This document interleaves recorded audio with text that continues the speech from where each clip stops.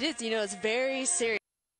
For having it be this close. Yeah, this is, a track that's this short and really this easy. You're going to see a race like this where it's hard to see the little nuances between the differences in what these sleds are doing. Here we are with the point of view camera. This is what athletes often study before coming to these tracks since you can only be on these 1 week per year as we're on the World Cup Tour. So headed down what's a relatively short start ramp going into turn 1 and then this long flat turn 2. Start record here is 4:95 by Team Martin Annan. This long flat top of the track makes it really important that you don't make any mistakes. No skidding, no hitting, because that's all going to kill your speed. That's really critical coming down to the bottom. Coming into turn 5 and 6 here, where you want to really pull it off that turn so that you can get sucked a little bit left. You don't want to get too early onto Kreisel. Kreisel, nice, long, round line. You don't want to be wavering at all. You can lose a lot of speed there. 8, and then here's the other spot. Turn 9, you see a lot of sleds catching on the end there and flopping out. You cannot skid going into turn 10 here. Shooting out of turn 10, we've seen a lot this week that you can really almost do whatever you want and you're not lose that much time because there's, only a couple turns and then the finish line right here. This braking stretch is terrible. Try and brake as soon as you come to the finish line, pull up there and turn and brake again, and you're going to see just a lot of sleds rocking around and getting beat up there. Look here. Effective.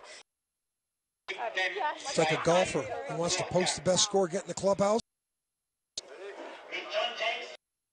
In those two-mans, they weigh a lot more, Bree, and, they're a lot heavier with crew. These are trucks, and those two-mans are like sports cars. They are, and from what I understand, I've yet to drive a four-man bobsled, but your steers are much more effective. And you'll notice there's not...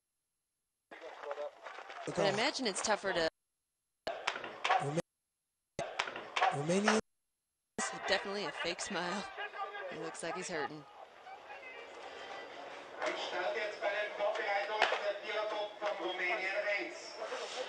Next up, our friends from Romania, N.Istrate, Andrei, Otava, Craciun.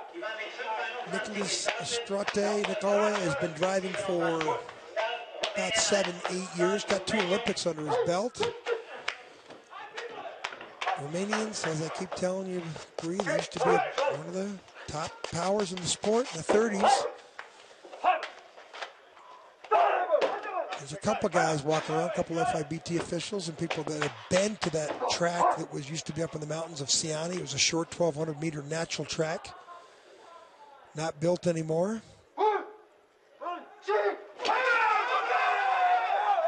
They put a lot of effort and energy in getting out to the venue and competing. And you and I both know they aren't dealing with the same deck of cards everybody else is. No, they're not, and that's one of the troubles. Like I said, they were a powerhouse in the 30s, but today, they've become what we consider a small nation in bobsled. And then they're not only working with an equipment deficit, a lot of times we're working with a push deficit. It's tougher for them to find, just the beasts that the power nations can recruit. And Romanians, good athletes. Listen to the sound. Yeah, you'll notice on these four-man sleds that even if they get hung up on turn 9 there, the light drop runner is still, even if they break into a little skid, it can bring it back. That sled is so much heavier than a two-man sled, it's not going to lose the back end as easily. Big trucks coming down the track. Those sports cars.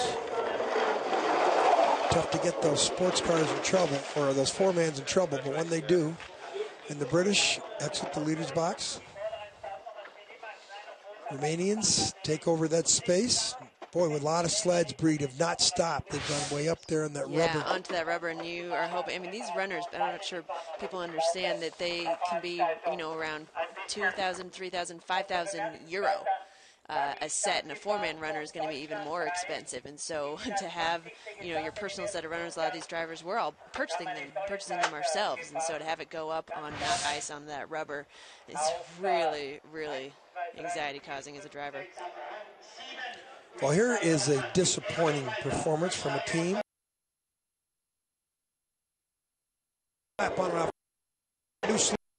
Sitting up look higher. At that bounce. Look at that. Yeah, that's going to make the sled a little bit more top-heavy, and then it's going to add to that whipping. Watch out here. Big skid out of there, as we talked about. It's not going to affect you as much much in the bottom of this track. The number 3 guy's head is all over the place. That is painful, I can tell you, to have your head bouncing around on a cowling like that. And it's also force going the wrong way. Anytime you've got something bouncing around sideways,